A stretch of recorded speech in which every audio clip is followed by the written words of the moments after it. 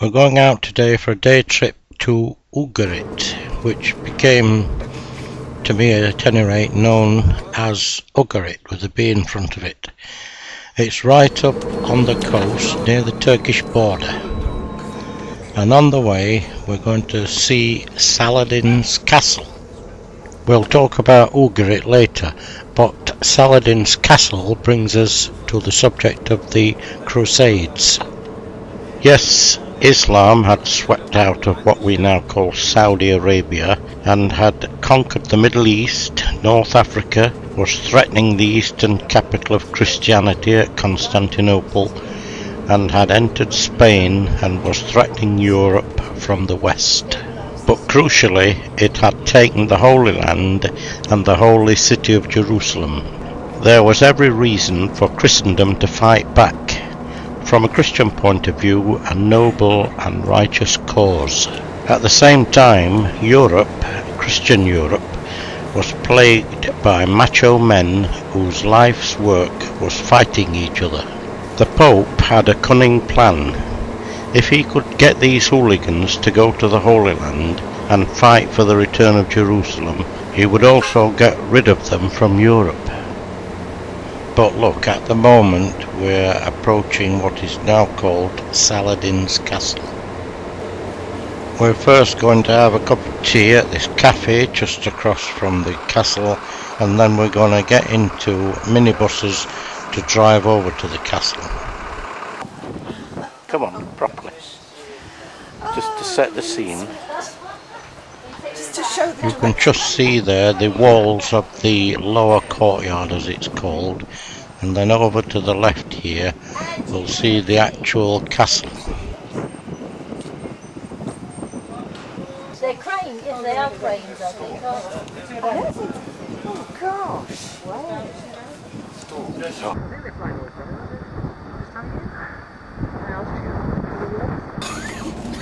And whilst we make our way down to the castle entrance, let's continue with this version of the Crusade story, where we were talking about the Pope's cunning plan. But of course he had to use spin, as we now call it. He told them of all the horrible things that the Islamic people were doing to Christians, like the Germans killing babies with their bayonets as they raged across Belgium in 1914. B, he called for a holy war, killing these unbelievers of Christianity, that is. Just breaking in again here to remark on this blessing that we got here today. Killing these unbelievers of Christianity, that is, would earn them bonus points. It would be marvellous in the eyes of God, and if they were killed on this crusade, they would get full forgiveness of all their sins and free entry into heaven, though he didn't mention 70 virgins.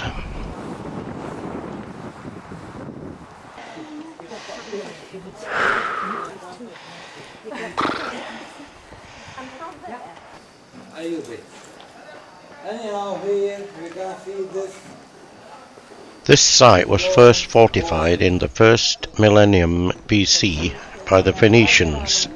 The Byzantines built a fortified citadel here in the late 10th century. The Crusaders took possession in 1108 and brought the fortifications to roughly what we see today. The site was isolated from the rest of the mountain range by digging a giant ditch out of the rock. A central pillar of rock was left to support the drawbridge. We may see the bottom of that later. The site occupies a strategic position on the main route from Latakia to Aleppo. Some archaeological excavations in progress there. However, when things got serious, it fell in 1188 without too much trouble to Saladin. It remained a major military and administrative centre until after the Ottoman conquest, but was then abandoned and fell into decay. And this is a view back over the valley to the cafe where we got into the minibuses. Oh, tripped up on something then. It was as recently as 1957 that the castle was renamed as Saladin's Castle, or Kalat Salahuddin, which is as near as I can get to the Arabic pronunciation. And now we can see here what we referred to earlier as the lower courtyard, and which proved to be one of the weaknesses. This castle is regarded as one of the 3 biggest and most important of the Crusader castles. We hope to see one of the other 3, Crac de Chevalier, later. We're now making our way out now, obviously, and back down to the minibuses, but as we drive out, I hope you will get a glimpse of the bottom end of that column of rock which was left, and there it is to support the drawbridge at the top. And while we make our way back up to our bus, the Pope's brilliant plan, well, it worked brilliantly. Off they went. What they did in the name of God and Jesus, even by the standards of the Middle Ages, is not repeatable here. It's generally believed that before the Crusades, probably more than half of the population of Syria were of the Christian faith. After the Crusades, a lot fewer. We've arrived at Ugarit, just north of Latakia on the coast. The site was first settled around 7000 BC and rose to be one of the most powerful and wealthy sites in the area, i.e. the world. Around 1180 BC, the place was destroyed by the Philistines, appropriately, and was gradually, over the centuries, covered over completely by soil and silt. It was only rediscovered as late as 1928 because a local farmer's plough hit a large piece of masonry.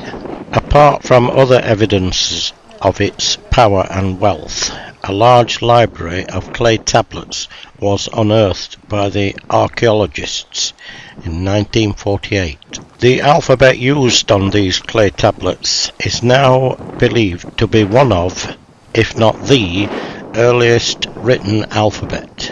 As at all these tourist sites, to varying extents, you are surrounded by locals, usually of junior school age, trying to sell you souvenirs. This is a table mat which shows you the Ugarit alphabet. After trying to demolish one of the stone lintels here with the top of my head, I can't remember much else about that day, except that Ugarit suddenly got a B in front of it.